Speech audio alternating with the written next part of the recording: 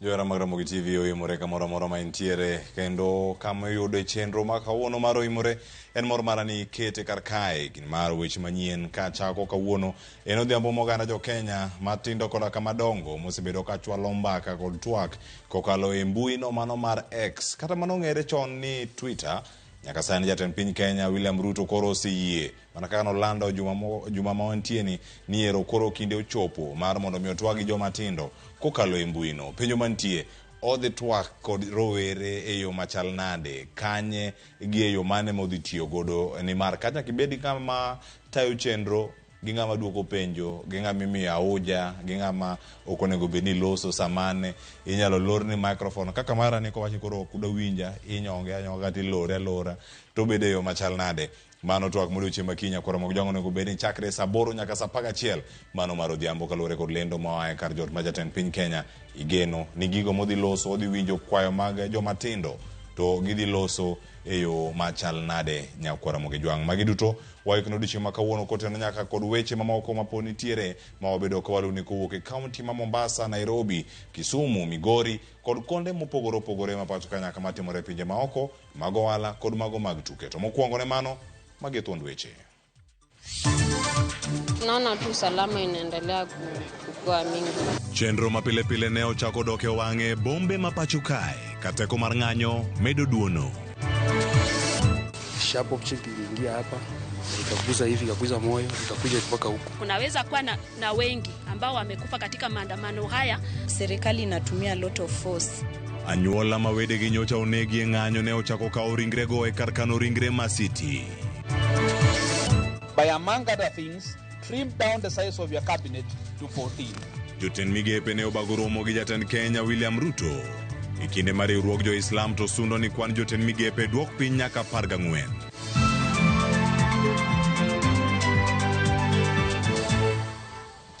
Machiegni nyakora moge jwang' weche manyien chako sani mondo mi yud lero ni achiel kachiel turi kodwa e mbui wa maga Facebook Ramogi TV Kenya, mbui mar YouTube kama wantiere live kachiel koda ka mbui mar X yudo kacha Ramogi TV KE kakanyo bende turi kodwa e ote machuok kata SMS line omena riadek auchiela nono e Facebook fan page mara yuda Cleophas Watch ka odiochieng' ma kawuono jaloko marwa en Wilson Ochuka mano jaka buoch kobita loko nwa kanya achiel kachiel nyaka sani nyakora moge jwang' kabedo katin weche manyien nyinga Cleophas Watch jakisumo kanya kwar mokeu nyaka sango machiegni. Jatend piny Kenya William Ruto koro ochano twak ni odhi bedo kanyo kod twak magala moro gi rawere kokalo e mbui mar X makinde mokalo nong'ere kaka Twitter. Ruto olando ni romo no dhi bedo odiochieng' makiny chieng' tich abich kochakore saa 8 odiochieng' nyaka saa 11 odhiambo. Twak makamano jatend piny geto tiyo godo mar winjo ywak mar rawere ntiere godo kendo chiwo duoko ma owinjore. Mbui no mar X en achiel kuom mbui mar rawere osebedo ka tiyo godo e bago romo magiseyo godo richo matimore e sirkal to kod chano chenro mag ng'anyo magikoni koro omiyo sirkal chiko ite ne dwaro mar jopiny.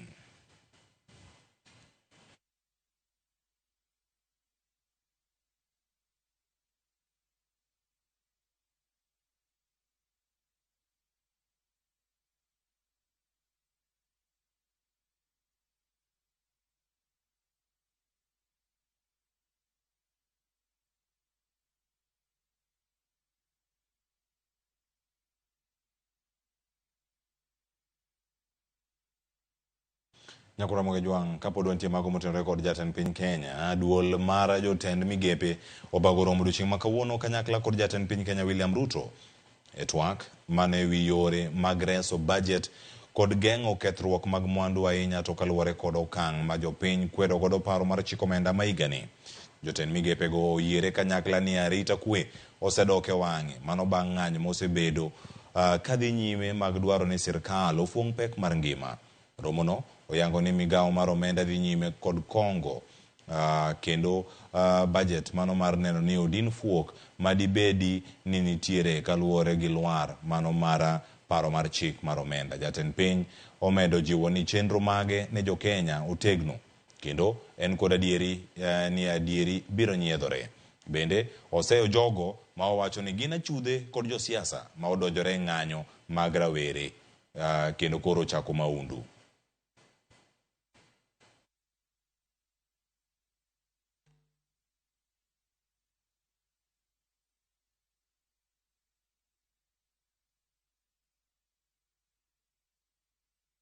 Nairobi, chenro mag ohala ne ochako duoge wang'e dier boma man Nairobi, mano bang' ng'anyo mar rowere nyocha oweyo lal malach mago mag mwandu mag jo ohala. Arita kwe bende ne oridie boma ka obila ne obedo ang'ech mano e konde mopogore opogore mag boma maduong' ma Nairobi, mano mar neno ni onge ng'anyo ma otimore. Walter Nyambaga nigi mathoth. Ng'anyo manyotek tweta kobila gwenyore kod jong'anyo dier boma Nairobi. Be kod lwasi mamiyo chako ka gima duoge boma ma Nairobi kendo chenro dhi makare. Kata odoko ni muya mag iro malungo wang' pod miyo oganda gir karombe boma. Chal mar arita kwe chiwo geno ne jo ala kaluwore ni obila momanore kod ludhe mag gembe to kod tuor ne jonjore e dier boma. Geche mag obila okichore kendo obila mamoko moyedhi bende obedo ngech mar neno ni onge timbe makoch e boma. Watu wa biashara wengi wameona kwamba leo kutakuwa na maandamano na wakasusia kuingia biashara zao. Sasa kazi imekuwa ni chini sana. Maana yake kuna wale vijana ambao wamekuwa wakiibia watu, kuna wale ambao wamekuwa wakifanya maandamano yao ya kawaida ya amani. Sasa wale wa kuibia watu wamechochea watu wa biashara, wameona kwamba wataibiwa. Paya Mamui Avenue, Kenyatta Avenue, manyotwere kod sandugu mar jogo motho, mawachore ni okel kod jong'anyo, gisani okwe kendo geche mode ng'wech kod jowuoth e yo manimba. Paya Mouru Highway, to kod mago makangemi manyoliet kapas kod jong'anyo, sani okwe makare kendo chenro dhi mamuol. Last Tuesday tulikuwa na hofu sana juu tulivurugwa na kazi ilikuwa chini sana, lakini leo tukifungua kazi bado tulikuwa na hofu, but tunaona tu salama inaendelea kukua mingi, so tuna hope leo kutaharibika. Kata odoko ni kweni e boma, johala mathoth to pod ni kod luoro kaluwore kod monj mag jonjore manyoya ko mwandu mag e boma e kinde ng'anyo.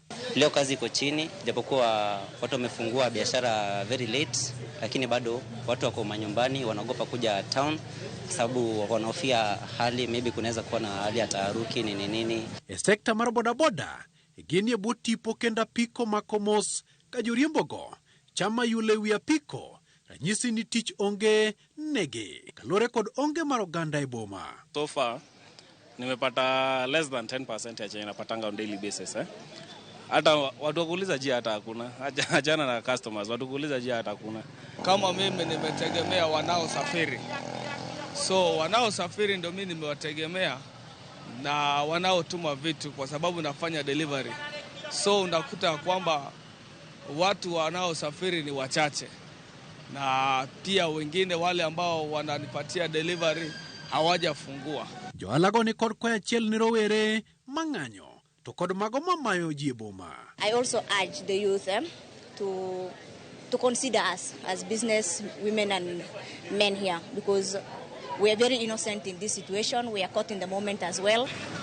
Dekoro makajuang luore mamiyo tieng' donje bugo gi okang'eye. Luoro no ememiyo johala mathoth weyo moko ya ohalni mage kalore kod luoro moten kod ng'anyo mag rowere. Kata kamano ginyiso geno ne kalore kod kaka kwe medo duogo e boma, gibiro dhi nyime kod ohala. Walter Nyambaga, Ramogi TV, Nairobi. Rowere kaunti ma Migori ochiwo siem ne jonjore ma oriwore kodgi kendo koro maya oganda kendo ketho mwandu e kinde ng'anyo mano mar kwedo jatend piny Kenya William Ruto. Magibiro kaluwore gi okang' mamoko kuomgi mag rowere go kawo mar chungo nyamburko e apeini moko mayudore e kaunti ma Migori kendo kawo pesa kuomgi.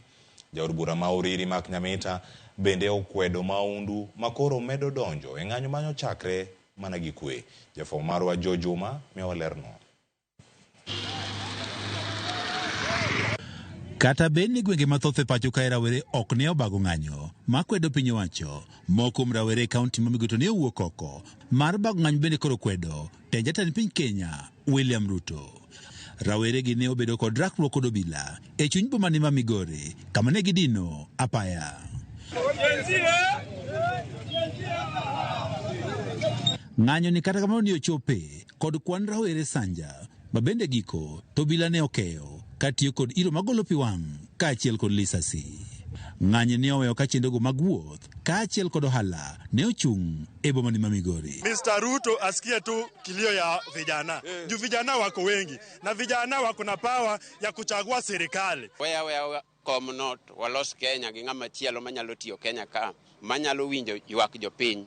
Maka jopiny owuoyo kaka koro sani ojende wawuok oko to nyalo winjo wamwadhi mbele. E kinde ng'anyono pogruok ne onenore e kind rawere mane owuok oko mar ng'anyo ka kweth moro mar rawere ne ywak nitie kweth machielo mag jonjore ma kosirore kodgi kendo koro kelo koko e kinde mar ng'anyo. Iketho mwandu ma koni kaka ng'anyo man wang'anyo last week ne wang'anyo maber karomo koro gimoro saa 2 otieno gidhi ma gikaw rech minewa ma gichamo mano gima lit to wakwayo jo Migori ndara maka lamni malamu wa ok lam gi Ruto waweuru wang'o lam waweuru ketho mwanduwa sama koro ketho lam to wane mwaringo kiny wane mwaringe kamoro ne odini lokani kidwa dhi loka cha yudo ni nitie jomoko e iwa ma kawo pesa kuom ji mabe samoro kata ka pesa no pod ok igole to gidonjo kuomi gi ngufu kata gi teko moro mondo miyo gitimre nade gi mayi.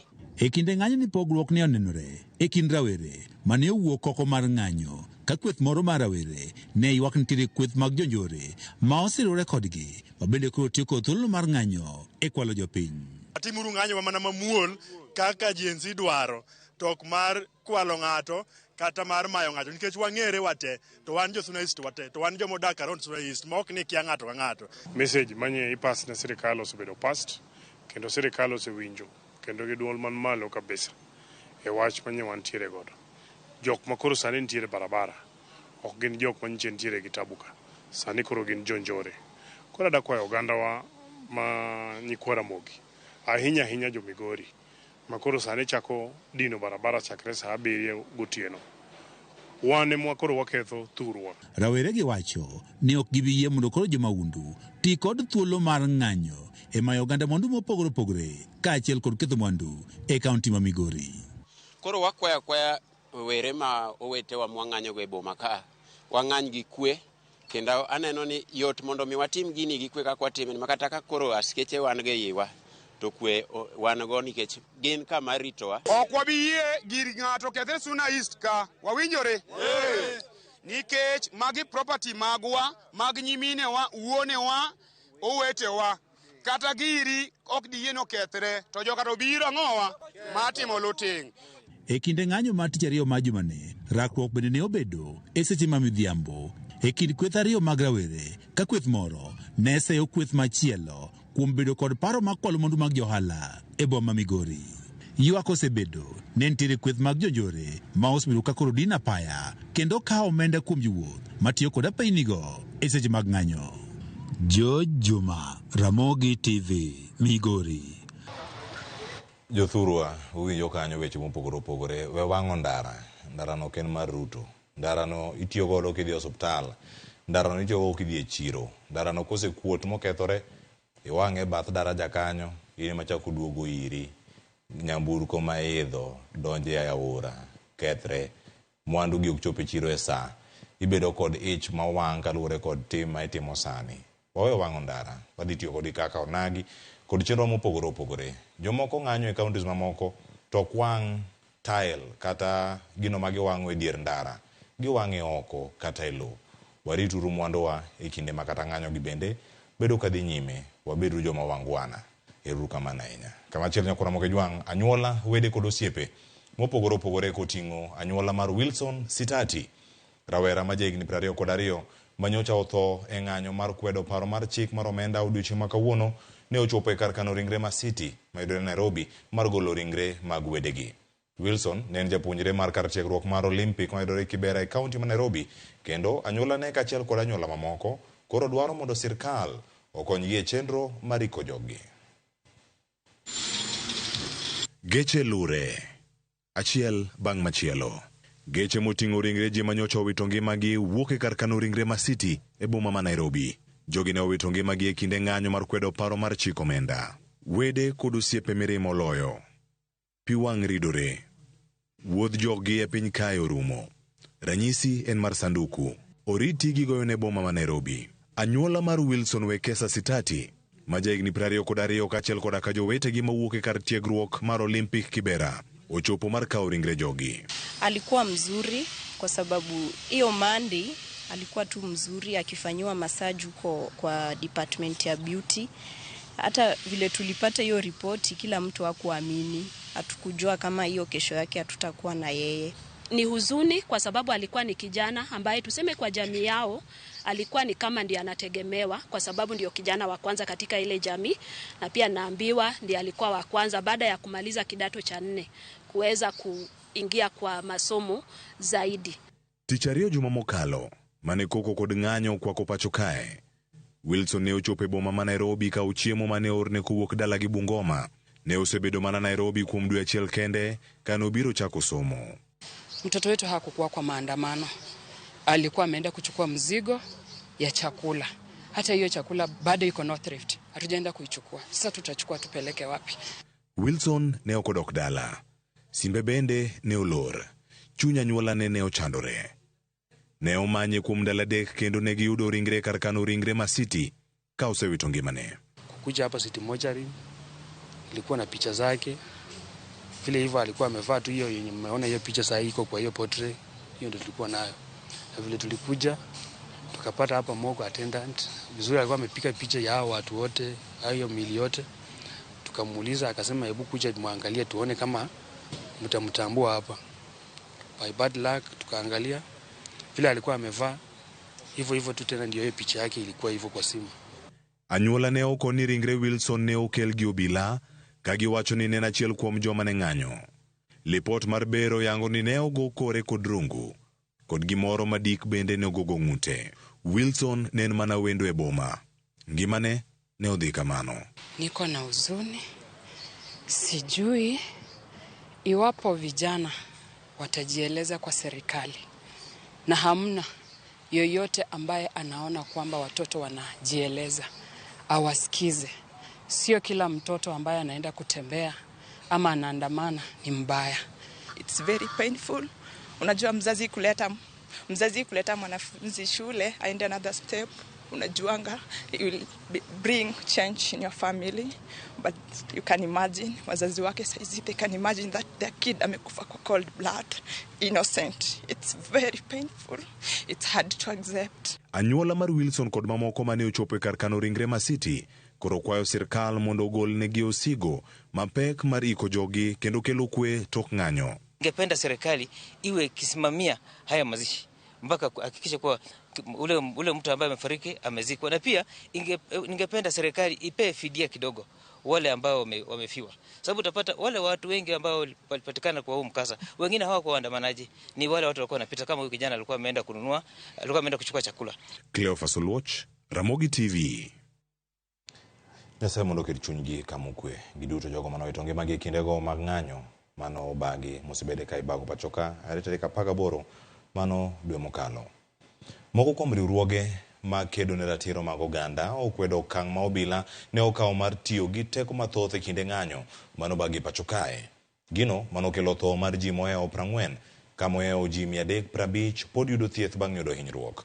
Gikwayo piny owacho mondo mi oluw chike ma pachokae kendo rit ngima oganda jo Kenya kata e kinde ng'anyo. Ka bende gidwaro mondo duol mochung' ne nono tij obila pachokae IPOA mondo chak timo nonro e wi nekgo ma osenenore pachokae. Lydia Okeo nigi ler. Riwruogego makedo ne ratich oganda oseobila kuom tiyo gi teko mathoth e ng'anyo ma osebed ka itimo e pachoka kama ji mohewo 40 osewito ngimagi kendo mohewo ji 350 dhi mbele gi thieth e osiptende mopogore opogore ma Thurka. We strongly condemn the violence witnessed during the recent protests in Kenya, which has resulted from both the excessive use of force by the law enforcement and also the presence of what appears to be hired goons.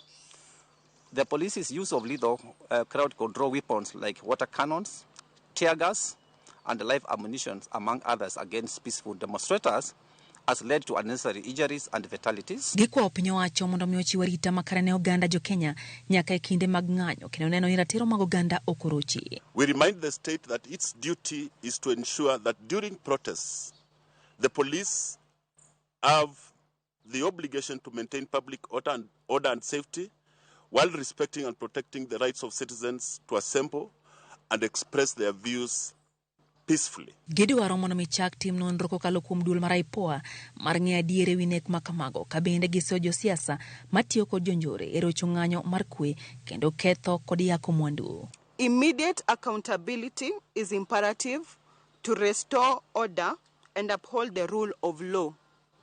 It is essential that the Independent Policing Oversight Authority, IPOA, ensures those responsible for these actions are held accountable swiftly and transparently, ensuring that citizens' rights to peacefully assemble and express their grievances are protected and respected. Bende gidwaro mondo mi jatend piny Kenya William Ruto ya udhod twak makare mana kaka nosesingo mondo mi winj duond oganda jo Kenya kaka yor geng'o midhiero manyone ne pacho ka kinde mag ng'anyo. We are also calling on them to ensure accountability for those responsible for the violence and opportunistic crimes seen during the protests and facilitate open dialogue with citizens to address the root causes of the protest and work towards meaningful solutions. Matimore kinde ma jotuo 24 dhi nyime gi yudo thieth e osiptal ma Kitengela level 4 bang' nyochiel gi magina e kinde ng'anyo ka moko adek manochwad gi magina e wigi yudo thieth e osiptal ma Kenyatta. Nilikuwa pale tu kwa parking yetu, hali askari walianza kurusha tu marisasi. Nikiwa tu kwa gari nilikuja nikanipata nikaruka chini. We received yesterday a total of about 38 clients who had some gunshot wounds. These clients, some who had some soft tissue injury and some had some gunshot bullet wounds.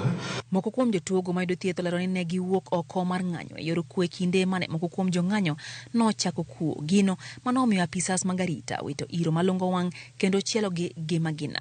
Wamenitoa, nimetoka dhieta sahi na sahi ndio niko hapa. Tulikuwa tunaandamana sasa na ilikuwa peaceful. Kwa hiyo maisha imekuwa ngumu, lazima huyu jamaa aangalie njia anaweza kubadilisha hii uongozi yake kwa sababu tunaumia. Lydia Okeo, Ramogi TV, Nairobi. Erokamano ahinya Lydia Okeo kuom report makamano ka otene kod weche go mang'anyo podi. Tenderruok mag oganda jo Salam ma pacho kae SUPKEM kwayo kwe kaachiel kod twak mapiyo kaka achiel kuom yorego mago mag duoko arita kwe pacho kae bang' ng'anyo ma osebet kadhi nyime kuom jumbe mogwaro. Riwruogno ma okelo kanyakla riwruoge mopogore opogore dwaro jatend piny Kenya William Ruto mondo oduok piny kwan mag jotend migepe nyaka 14 odin rode makelo tiyo marach gi mwandu jopiny kaachiel kod loso mapiyo duol mar yiero IEBC. Undertake an overreaching reorganization of your government by, among other things, trim down the size of your cabinet to 14. Rid your cabinet and government in general of those functionaries named in corruption, waste, fraud, and abuse of public resources. Immediately reconstitute IEBC. Undertake and facilitate the audit of our public debt, enabling public participation in an inclusive, transparent, and accountable manner. What we are saying is that if members of parliament can fly to go to outside this country for benchmarking, or they can go up to Mombasa for 2-3 weeks to go and discuss matters when in the National Assembly they've got all those facilities that should be cut down. We are saying that actually all these unconstitutional offices that have been set up, they should be dismantled immediately. We are saying that all those refurbishments of State House and other places which are not essential should be cut down. But what we are also saying is that the JSS, which is a very important section of education, cannot be cut down. Those teachers should be employed and money should be found for them. So we're not saying that actually Kenyans should suffer now, and that should not be an excuse for the government to refuse services for the people of this country. Governor ma Nairobi obolore tenge kod weche mag tiyo gi rowere majendeke ketho ng'anyo mag rowere mag Gen Z e chuny boma maduong' ma Nairobi chieng' tich ariyo jumani. Ka otwak kod jofwamb weche, Sakaja owacho ni ng'anyo ma chieng' tich ariyo ne oyude kaunti ma Mombasa e romo kod jotend migepe mage. Chris Owino mewalera. Bang' weche wuok ni kaunti ma Nairobi ne otiyo kod rowere majendeke e ketho ng'anyo mamuol mag rowere mag Gen Z chieng' tich ariyo jumani e chuny boma maduong' ma Nairobi, Gavana ma Nairobi Johnson Sakaja owuok oko kendo chayo weche makamago. Unajua hizi jifanya tu una cause. Ka oloso kod jofwamb weche bang' chopo nyim komiti mar od bura mar Senate mochung'ne omenda, Sakaja okwedo weche makamago ka olero ne ochuo kome buch ten migepe mare e kaunti ma Mombasa chieng' tich ariyo. So a clip on Tuesday of alleged goons coming out of City Hall, which I asked that to be investigated. I myself was in the coast. We've been there for the whole week with our cabinet, just doing our end of year, retreat and replanning for this new financial year. The financial year ends in June, and I would hate it that something like that would have been planned from City Hall, from wherever it is. Piny owacho, rowere mag Gen Z, riwruok mar Azimio kod riwruoge makedo ratich oganda osebedo kaseyo jonjore kuom ne donjo e ng'anyo mamuol mag rowere mag Gen Z kendo ketho mwandu mag johala. Normally when you're in such a situation, the first casualty is the truth. And when the first casualty is the truth, opportunistic politicians even try to bring themselves into such, a move to taint their opponents, And so if somebody would try to claim that I, the governor, was meeting people to plan violence in City Hall, while one, I was in Diani, number one. Tend migao mar arita kwe ne oseyo moko kuom josiasa ma pacho kae kuom siayo jopiny matimo ng'anyo e wi chik mar omenda. Kata kamano, Sakaja ogoyo debene kit siasa mare kaka siasa maler kapamba. I have always believed in siasa safi. I've always believed in that freedom of expression, even when it is not within my political, side of the equation. You remember a few years ago, I released, or rather I sought the release of an opposition politician who was incarcerated, and that was because he had insulted the president, because I believe people should express themselves, not do it that way. And so I really condemn that. I condemn those who hurt other young people, those who destroyed businesses, we have buildings that burnt. Sakaja osiro rowere mag Gen Z kuom golo dwondgi e weche mag telo ma pacho kae ka ojiwo jotelo wetene mondo ochik itgi ne dwaro mag jopiny. Our young people have expressed themselves. They've expressed themselves loudly. The freedom to express themselves is something that I've said repeatedly. I said 2 weeks ago when I was in Kiumbuini, groundbreaking for the new stadium, that is a sacrosanct right that needs to be protected, and we should not suppress it at all. We should allow people to express themselves. Unfortunately, a lot of those were infiltrated, by goons. E komachielo, Sakaja opako serikal mar kaunti ma Nairobi kuom choko omenda maromo bilion 12.8 e hiko mar 2023, 2024. We have hit a revenue record of 12.8 billion shillings, never performed by any county since the advent of devolution. We had planned that it be at least 13 billion, which is what we'd have gotten if we didn't have the unrest last week, the final week of the financial year. But we were able to at least get to 12.8. There are days that we went as low as 10 million. Ne oyango ni kaunti ma Nairobi nigi geno mar choko omenda maromo bilion 20 e hiko mar 2024, 2025. Chris Owino, Ramogi TV, Nairobi.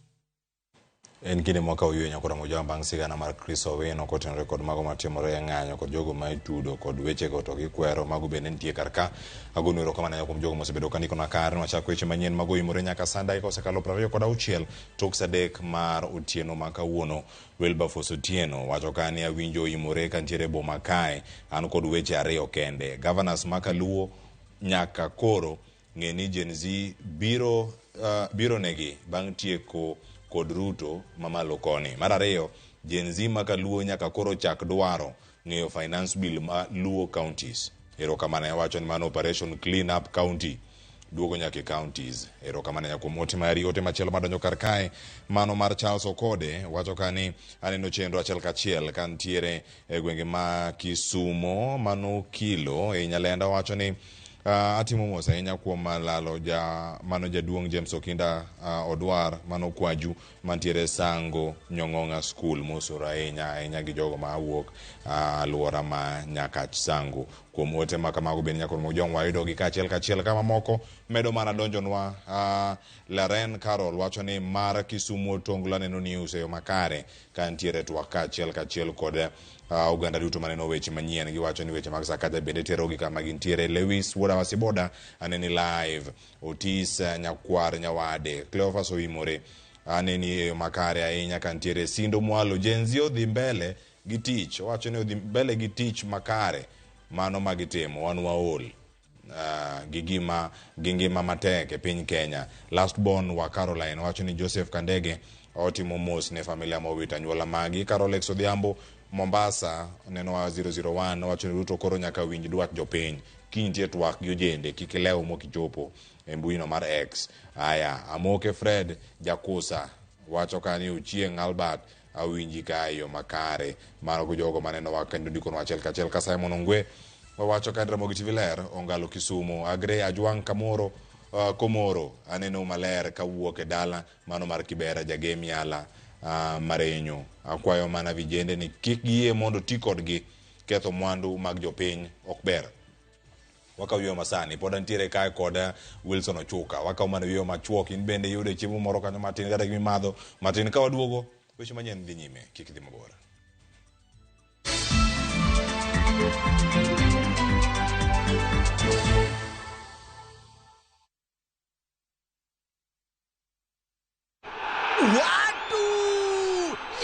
Fire, ile best, ile finest ndiyo hii mazee. Shikisha mili na Euros with Shabiki.com. Deals ni deadly kuruka. Over 3.5 million shillings to be won. Grand prize ni mita moja.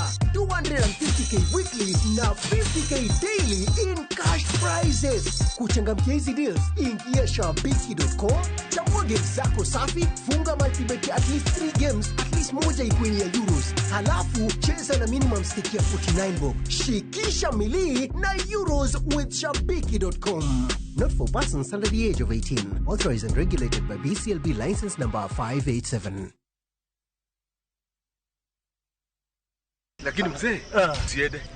The wazee in Kijijini have something up their sleeves. They both have tense family issues, from the demands of their wives to their children who feel entitled.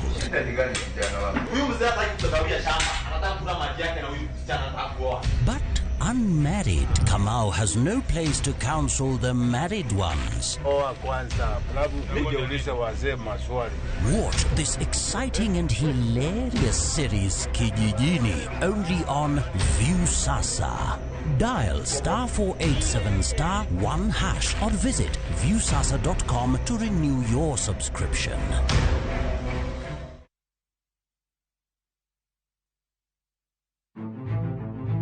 Ikrine wuoth mar dhialo teko kod lony mar joma mine e Kenya mangima. Na explore mang'e kaka bro connect numbers gi solving real world problems. Onyalo bedo e weche mag ohala, paw siasa kata dongruok. Mine gi yawo yore ne oganda e higni mabiro. Adwa nyiso joma rowere ni kentie idea main kuto chaka kada kaen mana mar uso mandas. Kochakore jiwo ratiro e kind chwech nyaka ting'o duond ji mopogore makelo lokruok makare. And about just punjo jotelo bedo joma ber, bedo joma kare, joma ohero dongo, joma tiyo negi, employees matiyo ni ka gionge you cannot go for agile. Mine wacho ngeso ka ngeso kod jailieta.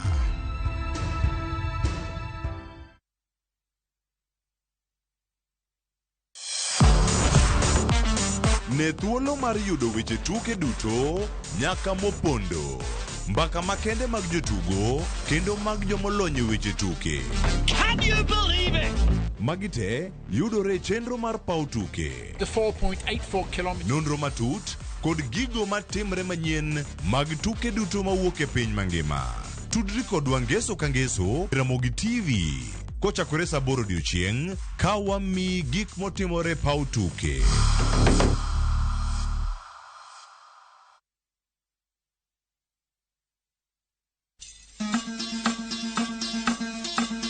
Wuoth e chuny kit ngima, puonj kod timbe.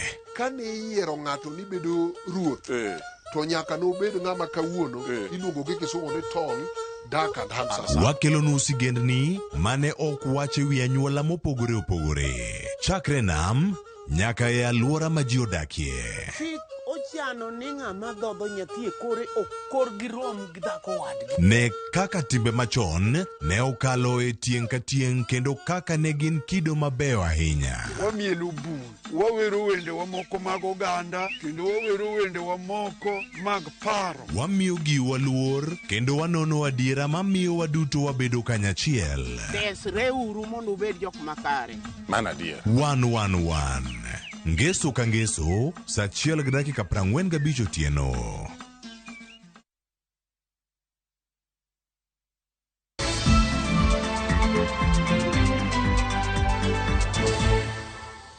Machiegni kendo nyakoro moge jwang'. Jakom mar Kesha okwayo sirkal mondo neni ochiwo omenda ne sikunde e sama owinjore. Willy Kuria, ma en jatelo ma oyier manyien, osingo mar chako twak kod sirkal kokalo e migawo mar somo, eneno ni omenda mar somo oor achiel kachiel e sikunde. Kuria bende oseo sirkal kuom deko chwalo omenda e sikunde, gima wacho ni chocho chenro mag somo. Ka oloso e sikun, mano e sikund sekondar ma Murang'a, Kuria olero ni piny maduong' ma pacho ka osebed kanyo ka donjruok godo kod jogo ma ok opuodhi kendo miyo duoko ok osebedo makare e gwenge moko ma pacho ka. Okwayo dul matayo piny pacho ka NEC mondo oket okenge makare ne rito duoko mag piny ma pacho kae. Bende okwayo migawo mar somo mondo oket jopuonjre mag JSS e sikunde sekondar, ka olero ni sikunde mag primar onge gigo madwarore e siro kit somo no. Of Kenya to have been able to be in the education space at the national level as our very own principal from Murang'a County in Murang'a High School. And we know he has been a hardworking man and he has given us exemplary results as an institution, and he has been able to put this institution into the global academic map nationally. And we also know the same effort he has put is the same effort he will put in negotiating matters headship in this country.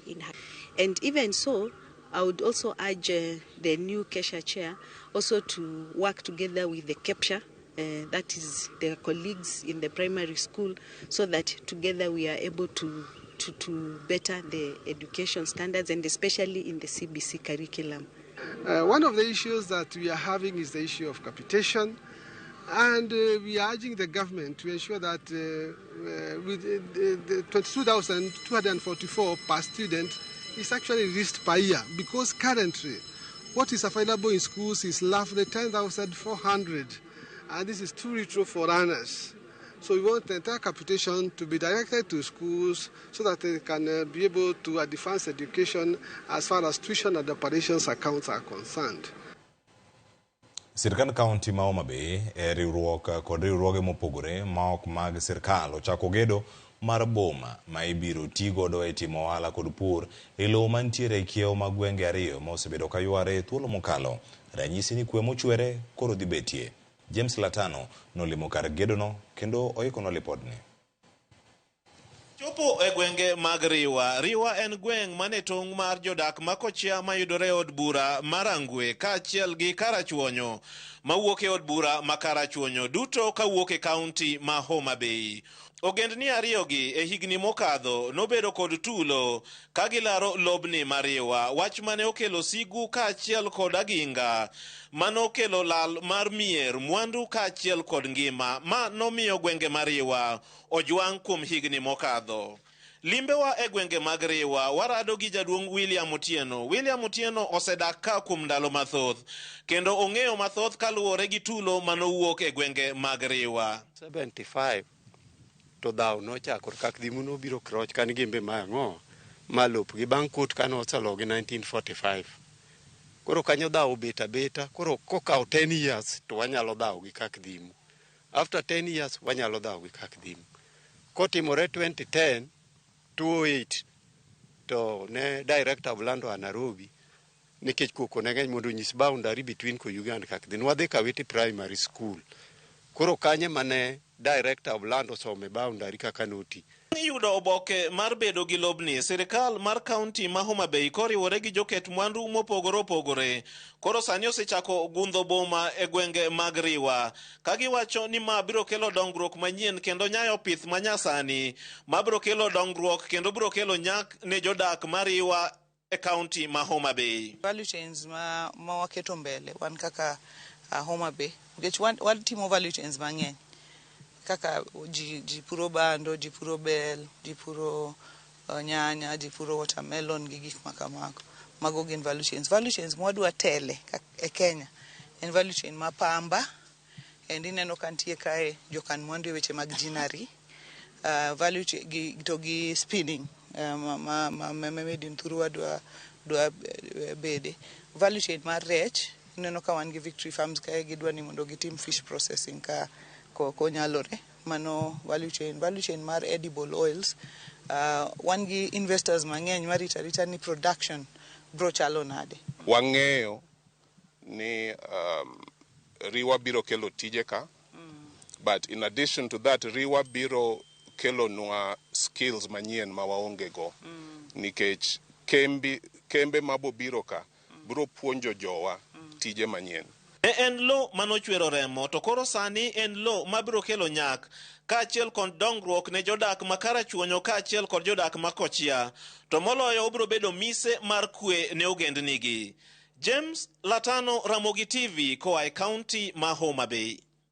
Aya, nyakora mo jwan koro wang'eyo gima timore e kaunti ma Homa Bay kanyo, kendo geno mathoth nitiere e kaunti no. Penjo donjo kar ka mathoth ahinya, ng'ato penjo kanyo ni ati mar Walter Nyambaga thuon ka ji dhi kendo ka ji duogo cha to ni kanye. Nyakora mo jwang koro wantiere kar ka. Nyakora mo jwang mana kaka tich ang'wen wakelo ni chenro mano mara gin kanye. Kaka wuono koro wamenyo ja siasa machon Zablon Owigo Olang, mong'ere kaka Owigo Gogni. Owigo Olang ne obedo jaod bura mandhiwa e kindiga mano mar 1979 kod 9 nyaka 1984. Bende ne obedo jalupa Charles Njonjo mane omako migawo mar chike e kind lemo mamoko mane osebedo komako. Jata chenro mar gin kanye Walter Nyambaga miyo wasigand Owigo Gogni.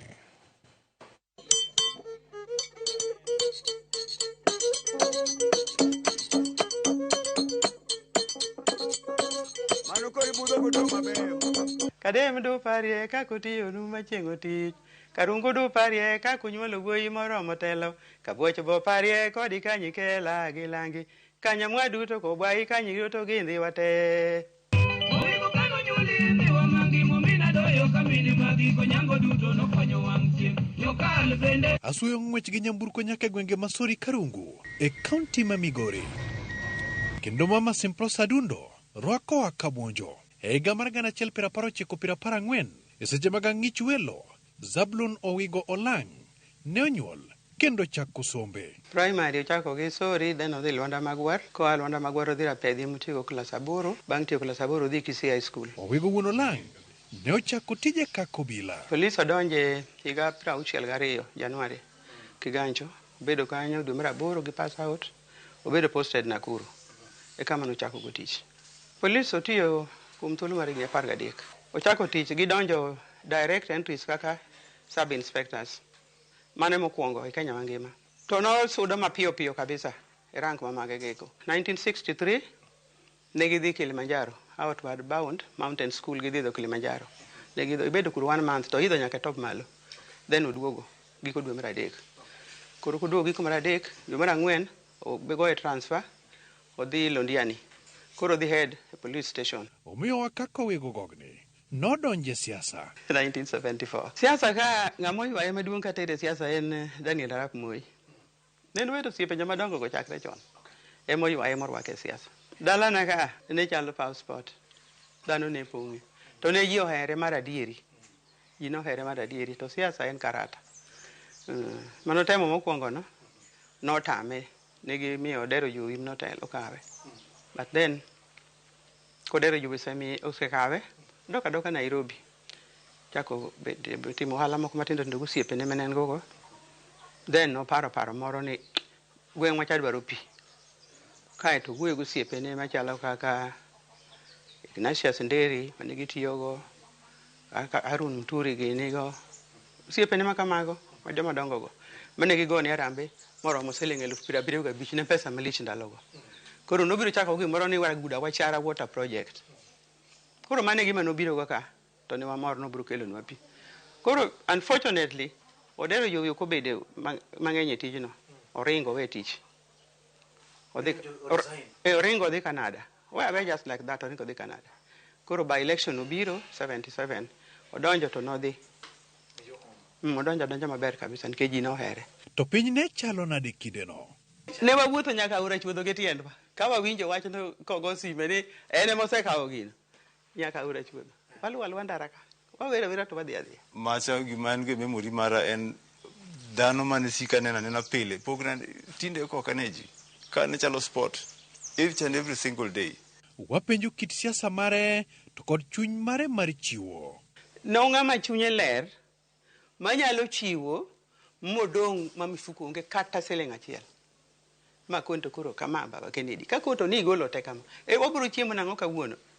Ni koro manya kaka dang' wachiemo. Nogola te gi chuny maler.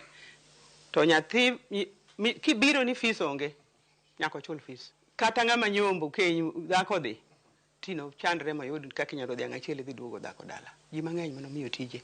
Mano mako badgi to tero. Koseketo kore gimoro to gino iyude gi yo moro amora. Kendo ne en ng'at ma bureaucracy nong'e maber kabisa, gik mikawo e sirkal kanyo noberie kabisa.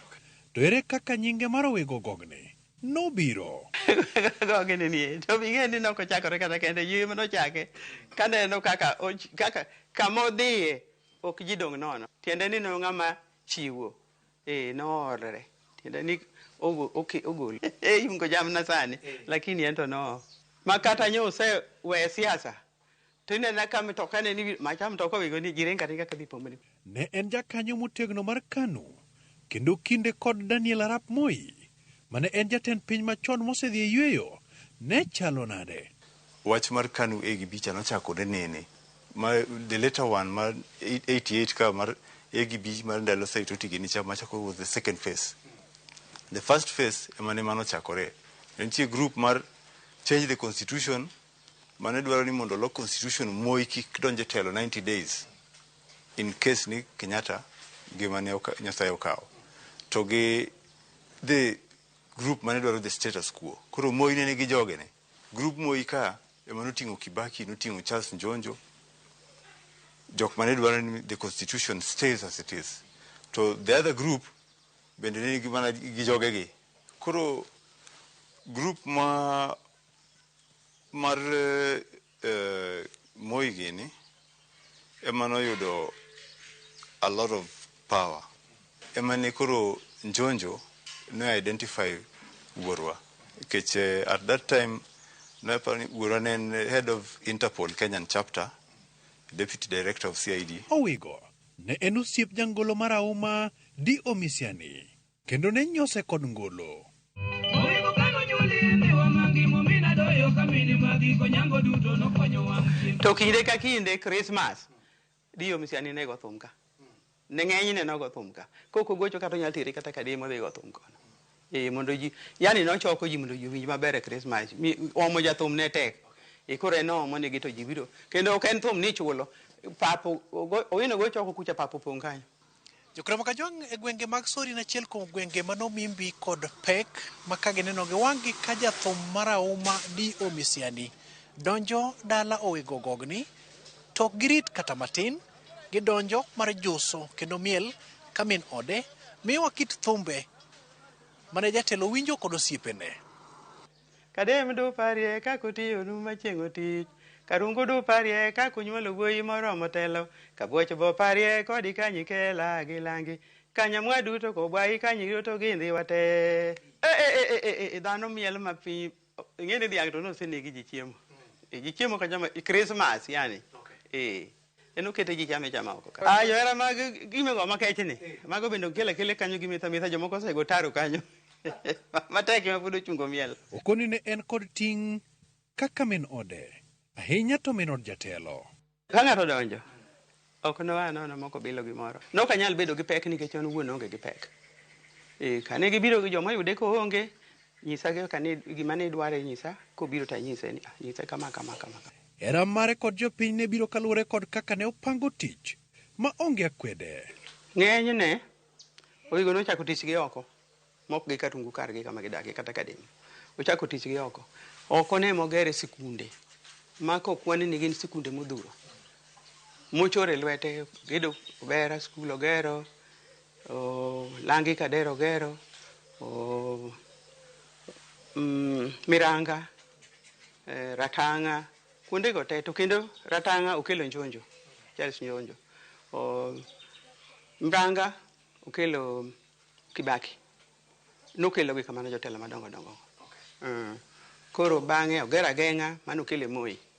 Ma en achiel kuom aora miluongo ni aora Kuja ma wachore ni kane opong' to ne lal kod ngima oganda. Kuom mano, jogweng' wacho ni mane en jaod bura machon Owego Gogni ne okonye gedo mar daraja matinde oganda tiyo godo. Ma en Watho Ng'er. Koro ma gik madongo motimo, madongo momoko sikul to ne inyalo ger kata gi sirikal. Daraja Moria. Ne nego ji gi pi Kuja ka ji dhi Rapogi. Daraja Moria. Daraja ma Watho Ng'er. Ma pi ne nege ji ka dhi loka cha. Daraja ma Yego. Rechiadi madongo mogero. Ma nyaka sani pod ji pare ko kata koro senindo to ji pod pare ni ka ok Owego Kolang' yawa ka ne nego ji. E kinde no be mokele Posta Suri. E kinde no be momiyo ochako wayudo daraja mar meli kama meli ogo gi nyinga. To osiepene ne gin ng'a gini? Moseninda kech chieng', kech wayodi. Diek ma kawuoyo to ok idwar speaker, duonde speaker tayari. Owuoyo nyakwaro lo, mago kan sinde madongo mane otiyogo. Orem Jeri, orem Kondielo. Tabu Mayaka. Ya jowa. Tia wach nang'o. Yeto ndiek osiepne mane gisomo. Mach osiepne to mas Charles Njonjo. Osiepne nyaka karto. Tok siasa, sirikal ne opodo ne lemo moro mar bedo jakom. But kotieko gine ne siasa, tam mar Kibaki obedo chairman nyadiriyo Lake Basin Development Authority mane tije motiyo mogik. Rashid konowa ni kinde moko sirikal notengo lwet wuon mare Mogo, to kod man en jatend weche mag chike Charles Njonjo. Ne en ng'ama owero tich, kendo ne bude tich ma jotende duto ne bedo gi thuolo mang'eny mar yweyo. Njonjo nok inyal yudo ofis. Ne en ng'ama yudo tek kabisa, en mane en deep state owuon. Ma ng'at mane yudo makare ne en Mheshimiwa Olang'. So ne en ng'ama powerful to pod tin. Koro kane weche mag tungni nowuok mag siasa mag traitor ma 1982 to wuora ne otamore ndhogo osiepne ma Charles Njonjo. Koro miyo en bende apaka achiel mane dhi gi Njonjo no nogole oko e siasa. Okonowa ni Owego wuon Olang' nowuotho kode pinje ka giliso era. Adonjo India. Delhi. Adonjo Bombay. Abedo Bombay. Abedo Ndala Beach.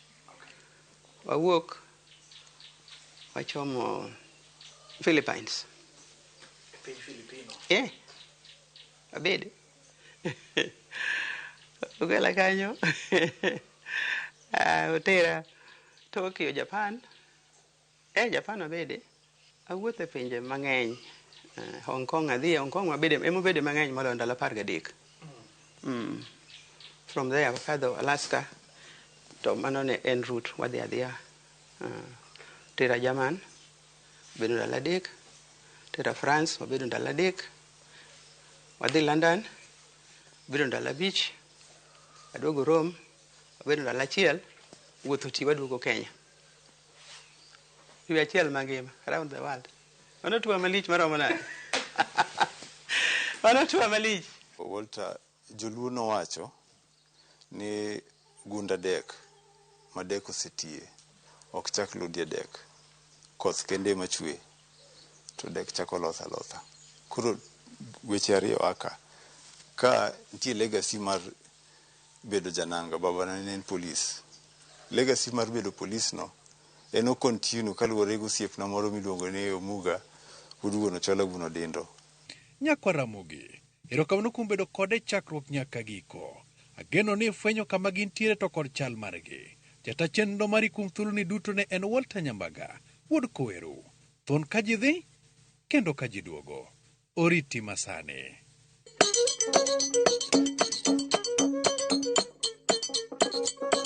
Mano kori budho godo mabeyo.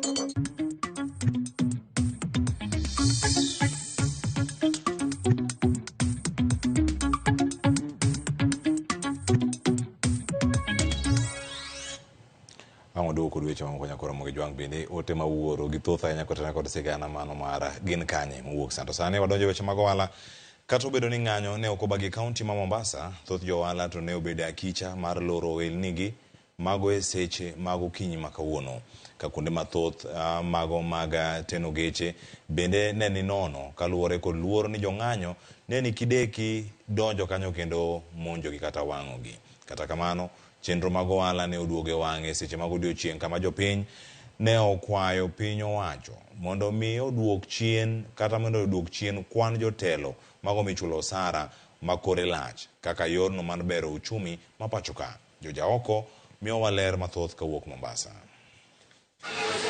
Chenro mag ohala kod wuoth ne obedo mang'ich ng'ich e boma ma Mombasa seche mag okinyi kaluwore gi luor ni jong'anyo ne kidek donje boma kendo ketho mwandu kaka nyocha timore e chieng' tich ariyo mokalo. E tesend bas ma Mwembe tayari, jowuoth ne nok ka kwan geche jowuoth bende ne ni piny kipimo kod kinde mosekalo. Maabiria wengi wanaogopa kuja tauni kwa sababu ya kuporwa mali zao na nini zao, ndio maana wamejifungia kwa manyumba, na wengi ni wasafiri wako kwa manyumba. Hata wenye magari wameficha magari zao kwa sababu kuogopa kuchomwa kwa magari na kuogopa kwa abiria pia kuibiwa. Biashara iko chini kwa sababu ya watu wako na hofu ya maandamano, ndio maana biashara iko chini. Ni maduka hawajafungua wote, kwenye magari pia ni moja moja. Biashara iko chini, watu waendi, watu wamefunga maduka na sijui tunaendelea vipi. Kwa hivyo naomba rais aangalie, aongee na watu. Dukni kata kamano no chako tiyo maber kar sa auchiel modiochieng' kata obedo ni thoth jo ohala ne jobet akicha. Kawono wan gi teshono chakre okinyi, lakini kochopo sani at least pinyo biro maber. Okane gima dhi mbele, ano kadha no tiyo tijgi, kila ng'ato shughuli mage. Wan gima dwaro mana kwe, minde wadhi mbele biashara marwa. Watu wameogopa hivyo. Maduka mengi yamesalia kufungwa, watu ni kidogo. Ukiangalia hata upande wa usafiri, magari hayana watu, ni kuhofia ile tension yenye ilikuwa. Moko kuom jogo mani waloso godo ne okoni okang' monego kaw mapiyo pacho ka mar bero uchumi en duoko chien kwan jotend migepe, jood bura kaachiel kod jotelo mamoko mikoni lodho osara makore lach to kata kamano tiji ok nere kuom jopiny. Wale makorapti, wale ambao wamechukua pesa ya Kenya, sisi tumeumia sana huko nyuma. Wakati wafukuzwe kabisa kazi na sisi kama kuna ajiriwa wengine waajiriwe wapya. Wakenya ni wengi, vijana ni wengi ambao wamesoma. Lakini kusema mtu ameiba wamebia wa Kenya, amechukua mbolea, amechukua sukari, alafu tena anarudi tena hapo, anarudi kwenye kazi. Wale mawaziri mwanzo ni wengi sana. Wangepunguzwa kabisa ili ile mishahara yao iende kwa mambo mengine, ifikie mwananchi wa kawaida. Kwanza wapunguzwe kabisa, hao wabunge ndio wapunguzwe kabisa, kwa sababu sasa tuseme ile mishahara mikubwa ndio inawatia kiburi. Sasa hii tayari tumeona wanataka kuongeza mishahara. Ushaona? Aliyakuwa watu tayari wako na shida, wanaandamana, wao wanaenda wanataka kuongeza mishahara. Hao ilikuwa atakana wapunguzia mshahara wao ili hii Kenya ikaweze kwenda sawa, si watu wanaenda pale bungeni wanakuwa na mshahara mwingi na wasaidia ambao waliwaweka pale. Odiochieng' mar tich ang'wen e kaunti ma Mombasa mar rowere osebedo ga kaluongo ng'anyo, kawuono bomo oling' thi kendo chenro mag ohala dhi nyime kaka kawaida. George Aoko, Ramogi TV, Mombasa. Ok, kaunti ma Mombasa warang'an matimore kaunti ma Baringo kama yudo jolupo mawuok e gwenge ma Baringo bago ng'anyo mano ka idho wedhe makono ka gikwedo chik mar tend lupo makoro chunogi mondo giti kod tonde mag lupo maromo inji 4 mano magiwacho ni ok migi yud rech moromo e kinde kiluwa margi. Jolupo go wacho ni chik makamano tamogi yudo rech ma en yorgi mar yuto mapile kendo koro miyo ngima bedo matek kodgi. Gilero ni rech magiyudo dok chien ahinya e kinde ma puothe bende ok tim maber kaluwore kod oro ma osebedo ka okwako gwenge makono. Jatend migawo mochung' weche mag pur kod pith e kaunti ma Baringo, Rispa Chepkonga, korka kore osingo mar yudo yo makare mar konyo jodak makono. Tunaomba msaada kutoka serikali, kwa sababu hapa tuko na watu karibu 3,000 wanapata household karibu ni 600. Ndio chakula yake, anaenda kuteka samaki ili watoto wasome kwa shule. Sasa watoto karibu 10-20 sasa wako hapa jana shule mpaka sasa. Tukienda huko kuna madam wako kwa visaris. This must go kwa sababu amenyasa watu wetu. Tukienda huko anaharasi watu. Hakuna kitu kingine tunategemea kwa hii kukwa. Kazi yetu kwa ni samaki. Kilio yangu ninalilia serikali. Mtu angalie, hakuna kitu kingine tunahitaji, ni neti tu hii tunatumia. Samaki na hii neti ile tunakuwa tunatumianga. Hii ingine hakuna kenye inafanya kwa bahari. Unaweka hata kikaa 3 days. Hakuna kitu. Bado unaenda kutoa na kuleta nje. Na unategemea nini tena? Kitega uchumi ya eneo hili ni moja, ni samaki. Na kutega samaki sio mbaya. Lakini tumekataa ukatili ambayo maofisa wa shirika la fisheries wavenye wanatufanyia. Tunatega hapa, wanaenda huko, wanachukua samaki yetu, wanaenda kushika na kwenda kusika. Juzi recruitment ya fisheries ilifanyika. Watu waliandikwa kazi around 15. Hata moja kutoka Highland hajaandikwa. Sisi watu ya Highland tumenyanyaswa kwa muda mrefu sana.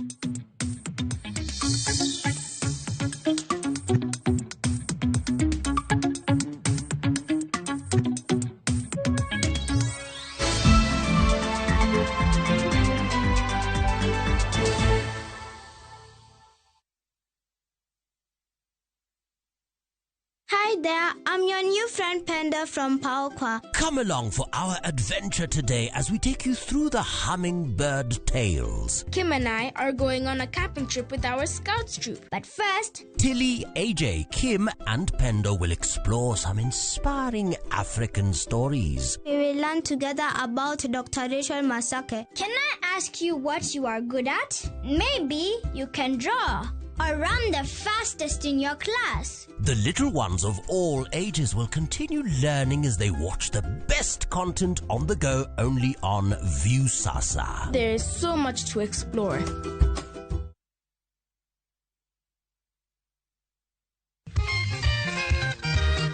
Etielo mar ariyo mar sigand Princess Julie. Agwenge nwa bedo go motera ngine da kunya katero chuoki tigetenda to gimiyo na were ni no hera E wuoth mar thum omedo miyowa maling'ling mopondo. Jorusinga dwara mondo gitera Amerika ne nakwero jogo pod ahero Julie kata sani I love Julie so much. Tich abich ni eng'e jothumbewa chakre saa 2 okinyi gi Solomon na Tito Kafaya e Ramogi TV.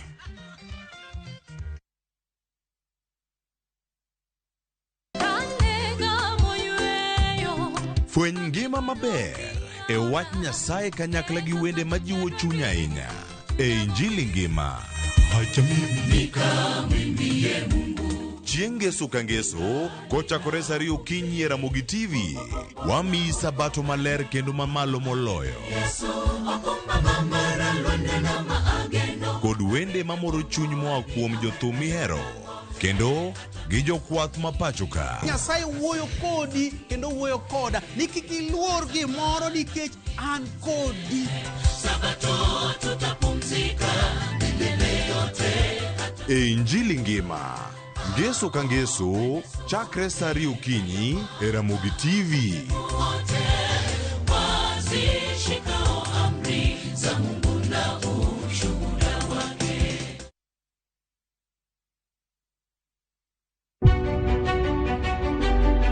Chakre kinde mosekalo nyaka e chuny ngima ma pile ka pile. Tiprosa dawa iwacho ne riambo marach kendi dwa hewe kendi riambo moingo dawi. Wuoth kodwa sama wanono sigendni mabeyo mag gwengewa. Ng'e ber kod rach, mor kod kuyo ma ng'ato nyalo yudo e wuodh ngima. Asai mama. Nasikwiri ni okan mama ukiche kilunga gi nying no ero. Mama nyisi. Riwri kodwa mondo wane sinema mabeyo ahinya ma uwinjore wawinj kendo wamorgo. Kendi ng'eno wono sipi mabeyo. Lakini nitie kuma kete mami. Winam Cinema Jumapil saa 2:15 otieno kod saa 4 otieno. Kik bai.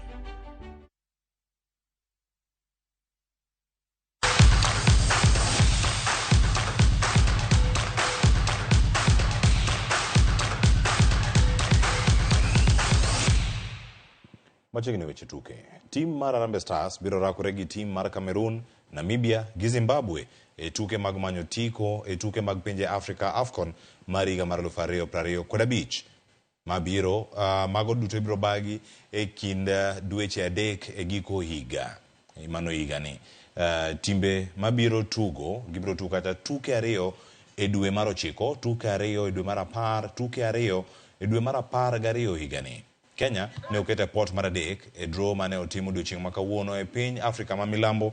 Zimbabwe ne owuok e port mar 4 ka Kenya ne owuok e port mar adek. Namibia gi Cameroon owuok e port mar 2 gi mokwongo kaluore. Timbe ariyo mabiro tieko e thuolo ariyo mokwongo e grube 12 biro ng'ado tiko mar yuoro e tuke pinje Afrika kata AFCON ma ibiro bagi e piny mar Morocco. Tarige ma ibiro bagi e tukego ochor nyime nyaka tarik 21 dwe mar 12 higa manyien mar 2025 kendo biro rumo tarik 18 dwe mar 1 higa mar 2026.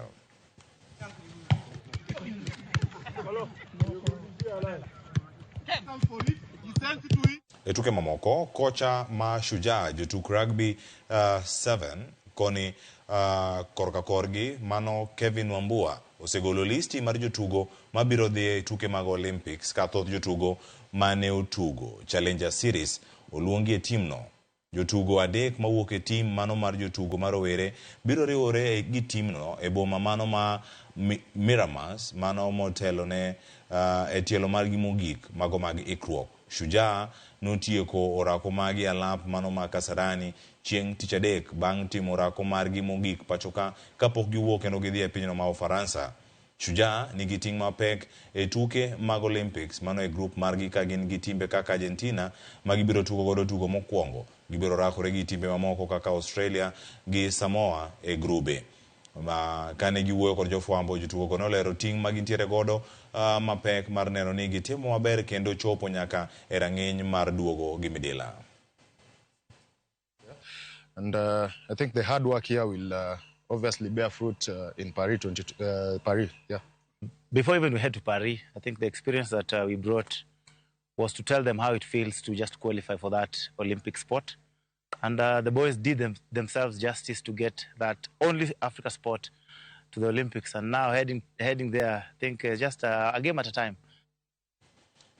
Tim maduong' mar Malkia Strikers jotugo mawakeni matugo tuke mag volleyball othichoke tuke mag Challenger Cup bang' tim mar Puerto Rico rodhogi set adek kuom nono e quarter finals mane obagi boma ma Manila e piny mar Philippines. Malkia nochako maber e set mokwongo kata kamano negiduogo chien tukgi kendo nologi points 25 kuom 20. Puerto Rico norido ne Kenya e set mar 2 kendo loyo Kenya points 25 kuom 19. Malkia Strikers nyaka nelo set mar 3 mondo gibed gino mar duogo e tugo ka set no rumo ka gin giloch ne Puerto Rico points 27 kuom 25. Kenya koro thichoko e tuke go kata kamano gibiro tugo tuke mag osiep gi timbe mamoko kaka yor timo ikruok margi ne tuke mag Olympics.